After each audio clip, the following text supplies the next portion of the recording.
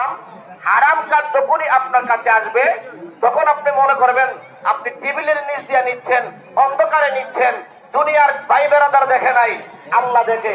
কে দেখে? কে দেখে?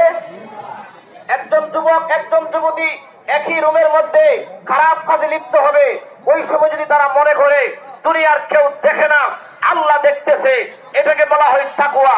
জোরে কন্যা সুবহানাল্লাহ। আমাদের বই করা উচিত, কবরে আমরা কেমনে থাকবো, যেখানে বন্ধু নাই, যেখানে বান্ধব নাই, যেখানে আত্মীয় স্বজন নাই, আরামের বিছানা নাই, যে ঘরের দরজা নাই, যে ঘরের জানালা নাই। কবরের ছাপ দিলে ডান দিকের মাটি যখন ছাপ দিবে, বাম দিক দিয়ে হাড্ডিগুলি ভেঙ্গে চুরমার হয়ে বের হয়ে যাবে।